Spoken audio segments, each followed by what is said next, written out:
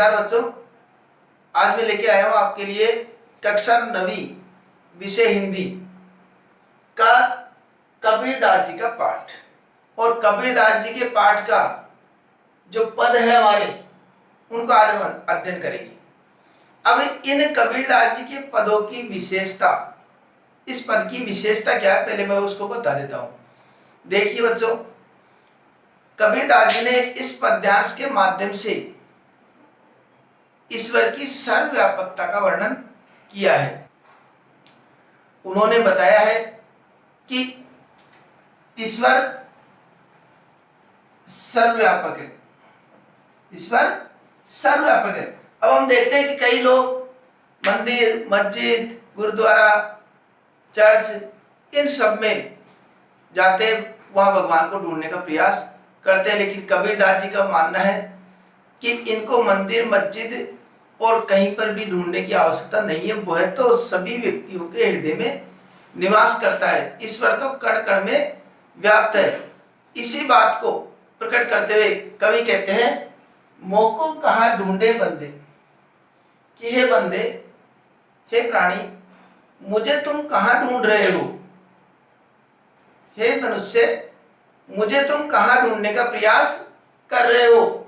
मैं तो तेरे पास में, मैं तो हमेशा ही तुम्हारे पास में रहता हूं। मुझे कहीं ढूंढने की कोई आवश्यकता नहीं है। कि हे बंदे, मुझे, हे प्राणी, मुझे तुम कहाँ ढूंढ रहे हो, मैं तो तुम्हारे पास में ही हूं। ना मैं देवल, ना मैं मस्जिद, न तो मैं देवल, देवल का मतलब मंदिर, न तो मैं मंदिर में मिलता हूं, ना मैं मस्जिद, और न मैं मस्जिद में रहता हूं।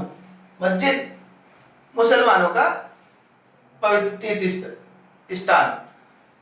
ना काबे कैलाश में, न काबा में और न कैलाश पर्वत में, यहां पर मैं कहीं भी नहीं मिलता। ना तो कोने क्रियाक्रम में और न किसी प्रकार की कोई क्रियाकर्म कार्य ये जो चलते हैं, इनमें भी मैं नहीं मिलता हूं।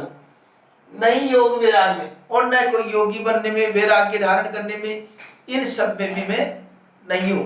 अर्थात कई व्यक्ति होते हैं जो कई प्रकार के कर्म कांड क्रिया सब करते रहते हैं। वो सोचते हैं इनसे ईश्वर प्रसन्न होंगे और मुझे प्राप्त हो जाएंगे। तो पहले ही बता देते कि न मैं किसी कर्म कांड और क्रिया इनमें सब में नहीं मिलता हूं, और न किसी योग धारण करने, सन्यासी बन गए, संत बन गए कि ईश्वर की प्राप्ति हो जाएगी। तो मैं योग और विराग में भी नहीं हूं। तो फिर कहाँ है? खोजी होए तो तुरंत मिले हूं। अगर सच्चा खोजी है और मुझे वास्तव में खोजना चाहता है, ईश्वर क्या कहते हैं, अगर कोई सच्चा खोजी है, खोजने वाला, और मुझे वास्तव में प्राप्त करना चाहता है, तो मिली हो, तुरंत मिल जाता हूं उसको। जो सच्चे मन से मुझे खोजने का प्रयास करता है, तो तुरंत मिली हो, उसको मैं तुरंत ही प्राप्त हो जाता हूं। पल भर की तलाश में, पल भर की तलाश में ही उसको मिल जाता हूं। तो कहां मिले? न तो मस्जिद में मिलता हूं, न काबे में, न कैलाश में, न मंदिर में, और न किसी प्रकार की कर्म कांड में, और न ही योग वैराग में। मैं तो केवल, अगर जो वास्तव में सच्चे मन से मुझे खोज करने का प्रयास करता है, तो उसको पल भर की तलाश में ही मिल जाता हूं।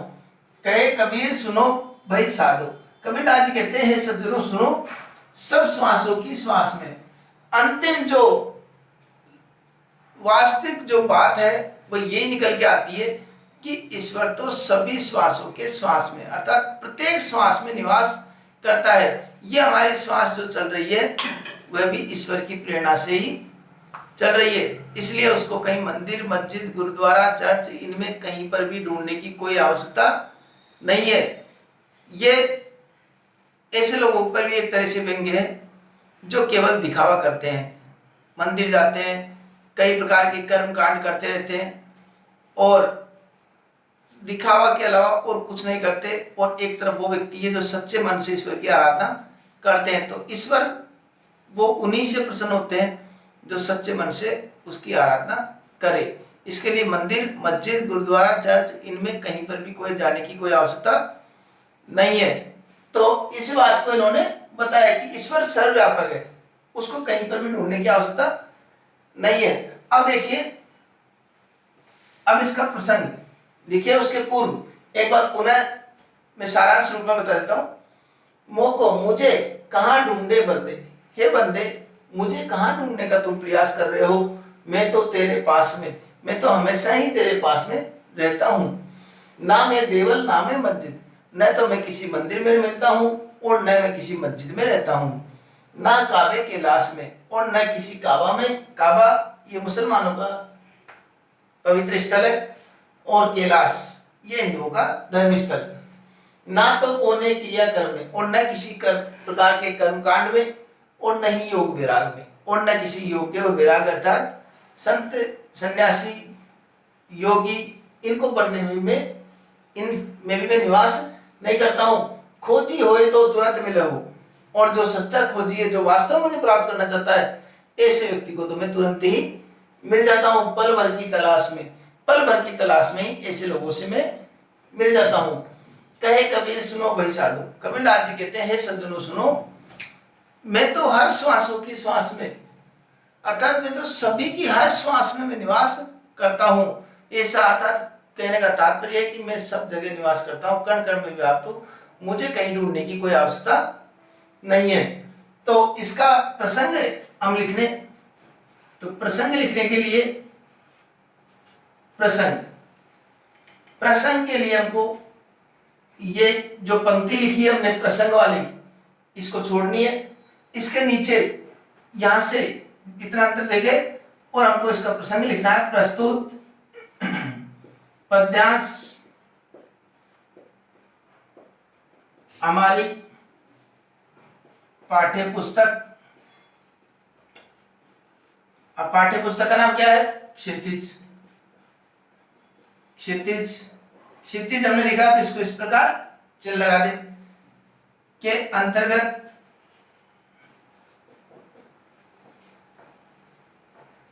ज्ञानाश्रय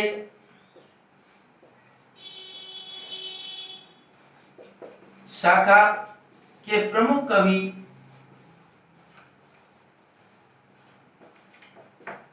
कबीर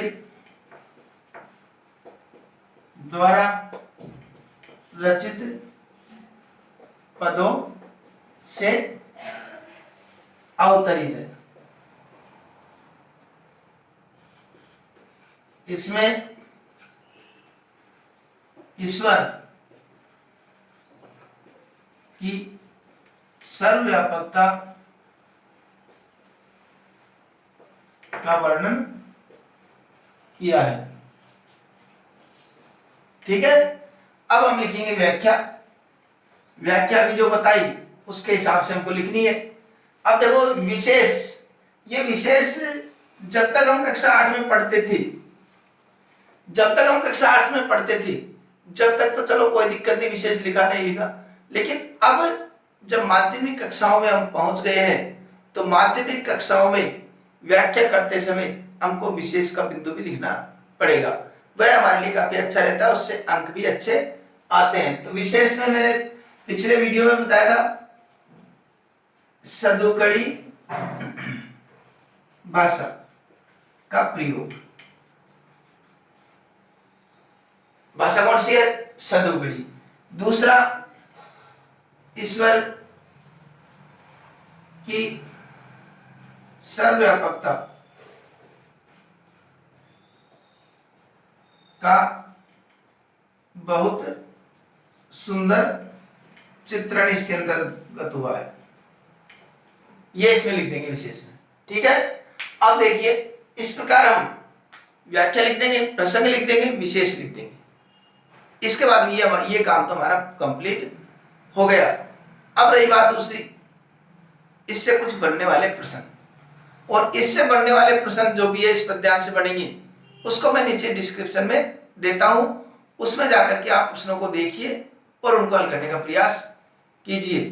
तो निश्चित रूप से फिर भी कोई समस्या है तो आप कमेंट बॉक्स में जाकर के और आराम से समस्या का समाधान प्राप्त कर सकते हैं। ठीक है, और एक बात और कहूं, अब मैंने कक्षा 10 और 12वीं के साथ साथ कक्षा 9 का भी पाठ्य पुस्तक व्याकरण तो पढ़ाई दी अपन ने, और पढ़ेंगे आगे भी कुछ बिंदु बच रहे हैं उनका भी हम अध्ययन करेंगे, लेकिन 10वीं 12वीं के साथ साथ कक्षा 9वीं का भी पाठ्य पुस्तक से संबंधित अध्ययन प्रारंभ हो चुका है।